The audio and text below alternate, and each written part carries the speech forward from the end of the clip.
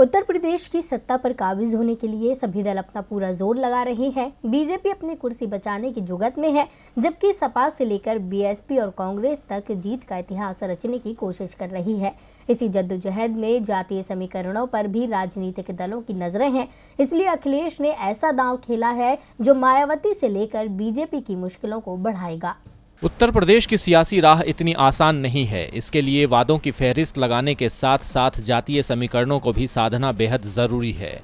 इस बात से सपा प्रमुख अखिलेश यादव बखूबी वाकिफ हैं। इसीलिए उन्होंने अपने परंपरागत वोट बैंक को बचाए रखने के साथ साथ दूसरे दलों के वोट बैंक में सेंधमारी की तैयारी भी कर ली है। जहां उनकी नजर हिंदुत्व पर है, तो वहीं दूसरी तरफ दलितों को अपने पाले में कर बुआ मायावती को मुश्किल में डालने की रणनीति तैयार कर रहे हैं। दरअसल अखिलेश यादव ने समाजवादी बाबा साहेब वाहिनी का गठन कर दिया है। बसपा छोड़कर सपा में शामिल होने वाले मिठाई लाल भारती को इसका राष्ट्रीय अध्यक्ष बनाया गया है।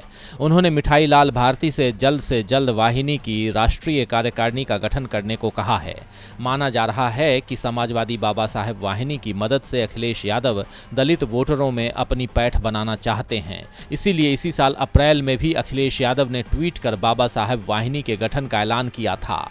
उन्होंने लिखा था कि संविधान निर्माता आदरणीय बाबा साहेब डॉक्टर भीमराव अंबेडकर जी के विचारों को सक्रिय कर असमानता और अन्याय को दूर करने और सामाजिक न्याय के समता मूलक लक्ष्य की प्राप्ति के लिए हम उनकी जयंती पर जिला, प्रदेश और देश के स्तर पर सपा की बाबा साहेब वाहिनी के गठन का संकल्प लेते हैं।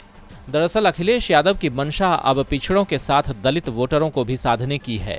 2019 के लोकसभा चुनाव में बसपा से गठबंधन के बावजूद जैसी उम्मीद थी कि दलित वोट सपा प्रत्याशियों के पाले में जाएगा, वैसा हुआ नहीं। इसीलिए अब अकेले ही अखिलेश कोशिशों में जुट गए हैं। खैर, ये तो आने वाला वक्त ही बताएगा कि अखिलेश की ये कोशिश कामयाब हो पाती है या नहीं। डीबी लाइव की रिपोर्ट।